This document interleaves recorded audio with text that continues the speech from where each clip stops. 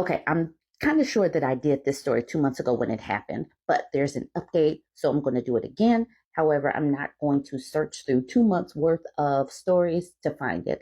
She says, now I have won my husband back. I'm leaving him. She says, I have secured an apartment for my baby and me, and I have put everything in order and prepared for custody, shared or otherwise. I have divided the money and transferred my share to a third account, and it will stay there until the divorce proceedings and the dividing of the assets. I found out that my husband was having an affair while I was postpartum. I thought that I would die because I love him and felt like my heart was broken into a million pieces. I knew that it was over, but my curiosity got the best of me. I wanted to know why. What was it she had that I didn't? Did he love her? I started reading his text and everything was there. He felt like he was alive again. He was happy and excited. She's single and childless, so she had all the time in the world to make him her priority. He felt seen and desired by her. I was confused because even with life coming between us, he was always my love, and I made sure he knew that every day. Still, it wasn't enough. I read thousands upon thousands of messages between them, and I started being everything he fantasized about. In the beginning, it felt weird, and he was confused, but I just went on. Every time he made plans with her, I found a way to make him stay, or I made sure that I sent him exhausted to her. The messages became less and less frequent, and the passion and excitement subsided. Soon answering her became more of a chore. The complaining started and him pulling away. He was happier at home and he couldn't wait to come home. He started texting me again during the day, the sweetest text of how he missed me. He was his old self back. One day, what I hoped and waited patiently for happened. He ended things with her. He told her that he loved me and now that everything was great again, her services weren't needed. In other words, I felt relief. I could finally move on. Now I am preparing for my divorce. He will get the papers the day I leave for my new life in my new apartment. I know I will get a lot of hate for this because I have neglected my husband and pushed him to seek solace in another woman's arms when apparently I could have given him what he sought all along. And believe me, I will bear the guilt for the rest of my life. In my defense, I didn't do it intentionally.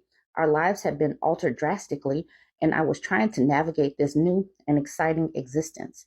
I was immersed in this new kind of happiness that I thought I was sharing with him. And I was trying to get to know my new body that I couldn't recognize anymore, a real scary feeling. But he could have come to me with his hurt. He could have talked to me about his suffering. He could have tried to make me understand, but he chose not to. He decided to deceive me, deceive us. He ruined our love, our future, and even our history. Nothing was or will be the same again. Okay, so she had a baby. She was getting used to a new baby, a new body, healing or whatever. So this is not her fault that he had an affair. I hope people really stop trying to lump men's choices on women. Then she made another update. Moving out on April 1st, probably the cruelest April Fool I could play on my dear husband. He always loved April Fool's Day. I feel a lot of guilt and guilt-related pain. I know what I'm doing is so cruel, but I guess I will just keep going with my plans. There's no turning back. Whenever I feel like I am a bad guy, I just remember their conversations. No, I am not the villain here. I will end the marriage and I will tell him that it is because we aren't even compatible anymore. We aren't compatible anymore. Let him think whatever. I have decided maybe I shouldn't tell him that I know about her. Let him run back to her once he realizes that I am really gone. When my baby is older, we could tell him that we got an amicable divorce, no hurt or hard feelings, two people who fell out of love. My boy doesn't need to know his daddy broke up the family. It is okay. You can hate me. Now this is the most recent. She says, I have left my husband and filed for divorce. I'm starting to think that it's not so bad and that I will be all right. She says, well, hello, and sorry for being so absent. I know that I promised an update once I got out, but I have been so busy adjusting to my new life. I have received hundreds of, have you moved out? And is there an update, DMs, and comments? I hope everyone who asked sees this because I have no possibility to answer each and every one. Also, I don't know how many times I'm allowed to update here. Hopefully this is okay. I did it exactly as planned. I moved out after I left my husband divorce papers. I told him that I wasn't in love with him anymore, and I think that we are better off as co-parents than as a couple, that I have found a new place and he could buy me out of our current home or sell the property once the divorce is finalized. He was in total shock, but probably not the same shock I was in when I found out that he was cheating on me. He literally asked if I hit my head and even was telling people that he was worried that I had a brain tumor. He was very angry in the beginning and wanted answers. No answer was good enough. Is there someone else? No, dear husband. There isn't someone else, but there isn't you either. The audacity of that man. I reminded him that we still had our son to think about him before acting vindictive. Sure enough, he kept it civil around our son. One thing he kept asking is why and how long ago I stopped loving him. He didn't get any answers from me. Other than that, everything has been fine with me. I'm adjusting well. I still miss him, but at the same time, I feel like I could finally breathe. I feel like I have been living on shallow breathing for the past months, and now I can take full breaths. Our families are very sad and mostly shocked, but honestly, they have been very understanding. There's no bad reason for divorce. Wanting divorce is a good enough reason for them. To want to separate, to not to want to be with your partner. My ex-in-laws are still very active in my son's life. They have been very cordial, if yet a bit cold towards me. That represented itself when about 2 weeks ago, my mother-in-law, in a bit passive-aggressive tone, told me that my husband had started seeing someone. She apologized immediately and said that she just wanted me to know and be prepared that he had someone new. And yet I couldn't help but hear some vindication in her voice. I just answered, "Oh, do you mean Karen?" I gave the mistress this name for obvious reasons. She looked shocked and asked, "Did you know? Did he talk to you about it?" I said, "Oh, no, but she isn't new." I told her that he has been sleeping with her since before I had given birth, maybe even before that. I kept my voice very quiet and monotone, like we were discussing the weather. I was already regretting my slip, but the news that he started seeing Karen again, while very much anticipated, still made my heart hurt. My mother and father-in-law just looked at each other. I don't know if they believed me, but then how would I have known about Karen when I refused to see him in person since our breakup? So now everyone knows anyway, and I have learned that you can't keep these things to yourself indefinitely. Since he found out, he has called and apologized every day. Why didn't you tell me? How much did I hurt you? He said he loved me and never stopped loving me, that he was so sorry for everything, that he would do anything to have me back as his wife. My mother-in-law apologized too, even though she had no control over what her grown-up son did or does. It's not her fault. He writes that he loves me every night before bed. I hope this doesn't mean he would make the divorce drag out because I have failed my plan, but he seems to be less forgiving of the divorce when he knew that he was the reason for it than when he thought it was mine. Weird. The divorce is still processing, and if anything major happens, I will be here again if I haven't outstayed my welcome already. Ciao. So that was a saga, ups and downs. If it is a fiction story, it still has some ups and downs on how you plan your exit once you have been harmed. Um, Going at it with the arguing, the throwing of things, why not me? Why her? That, no, that's played out. Don't do that. Just simply attempt to bide your time. If the situation is safe, bide your time, get your ducks in order, and then bounce. Learn that we have to be able to control our emotions. Apathy, not caring, hurts them a lot more than the throwing, the nagging, all of that. Just don't do all of that. Just be like, I bet you go take her. She's better than me. I get it. That's what I would do. But I'm also, yeah, I'm that type of person. No more throwing things, no more hollering and screaming, no more, why not me? Why not me? Why'd you choose her? No, put your ducks in order, plan your exit, and then bounce. Peace out. Go get your other girl. Anyways, jump in the comments. Let me know what you think. Like, comment. This Am I the A-hole thread made me chuckle. The title alone is funny. She says, Am I the a-hole for telling my husband he's too broke to be so sexist? She says, so my husband comes from a traditional family. Mom's a stay-at-home mom. Father was a sole provider.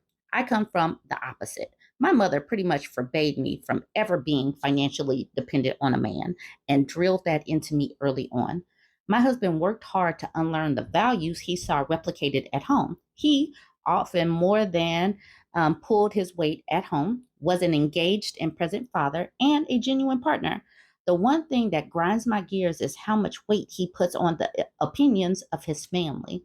I get that we all want our parents to be proud of us, but this is too much. My in laws are staying with us for 2 weeks. Our usual MO is I prep breakfast, we all eat lunch at work or school, and my husband makes dinner. We have a cleaner, but she's on holiday. So in the meantime, we were doing it yourself. The cleaning, where it's down to everyone to keep their space clean and common spaces, we all clean. This is how we've always done it, and it works.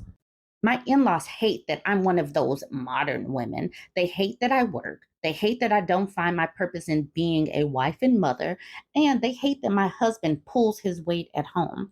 We spoke pretty frankly early on, where I established my boundaries and I told them I won't be chastised about how I live my life in my home. When I'm a guest in their home, I accommodate their ways and play the daughter in law they wish I was. They have, for the most part, respected this.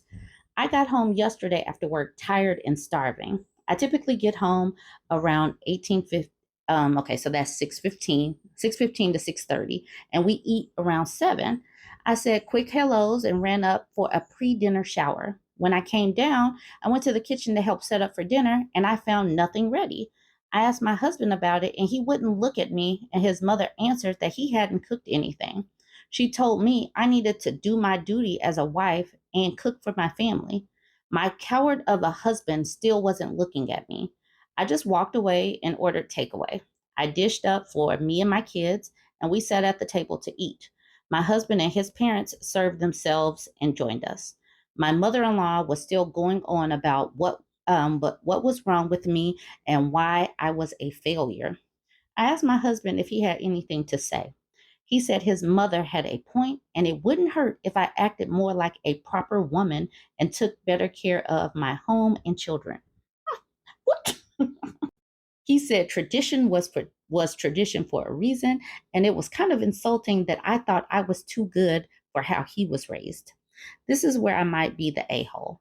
I told him tradition won't allow a man on $35,000 to support a family of 5, and he was too broke to be so sexist. He looked hurt, and I saw tears welling in his eyes. He excused himself from the table. I regret saying this in front of our children, but him saying that to me after I'm busting my butt to clean up his mess on top of having to deal with his parents was too much for me. Am I the a-hole? Absolutely not. Him and his mother, they were out of pocket, and she reacted. He should have supported his wife because this is how they worked together before his parents came. And his mother was disrespectful, and he got the brunt of it. Mother-in-law should have gotten just a little bit more, but mother-in-law needs to respect boundaries. Why Comment Queasy says, sucks the kids were there for it, but he deserved worse, not the a-hole. Should have ordered only enough food for you and the kids. Tree Frog Ninja says, I too was surprised that she ordered enough for mother-in-law and hubby. A vest that has no sleeves says, I'm more surprised he didn't order a hotel room. I'm sorry, she didn't order a hotel room for the in laws and her soon to be ex.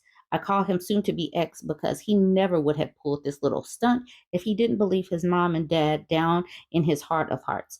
But that's the thing, he can't support this family, so why is he even acting like this? The hotel room should be for herself until the in laws leave.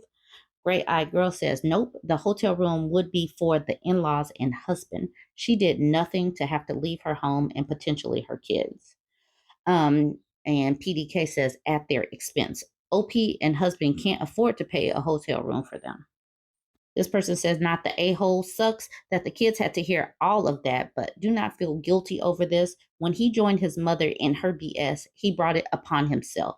He needed that reality check and sounds like it stung him hard. Next time the in-laws show up, just take the kids and leave. Let him deal with his parents' stupidity. Just because they are family does not mean that you have to put up with their crap. Sending you hugs and positivity. And this person says the kids got to hear the husband and mother-in-law degrade OP as a human and a woman. It's not the worst thing that her kids saw her standing up for herself. Amen. Stand up for yourselves. Do not let your children watch you be degraded in silence. I love that comment. Y'all let me know what you think. This screenshot from Mutepanda was cross-posted in my BurbNBougie subreddit. He says, I know I'm just a guy, and it's just my opinion, but tattoos aren't attractive. They can look cool, but not attractive. It pains me when I see an otherwise cute or beautiful girl tatted up. Like, why you do that? Why Mutepanda thinks we care, I don't know. Why men think we care about their opinions on this, I do not know. We no longer are seeking your validation when we do things to our bodies. If you are not attracted to tatted up women, not girls, women, then bypass them. You do not need to comment on what you do not like. We don't find that attractive. She titles this, I'll take no one asked for $500. She says, what is with men and thinking everything women do is to attract them?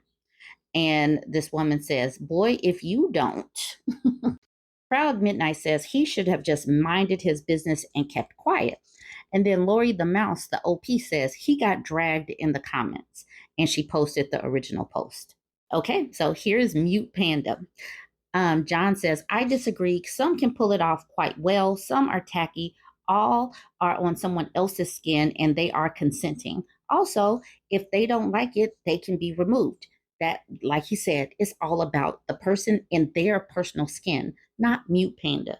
And I have no idea why this albino milk dud thinks we care about if he is attracted or not.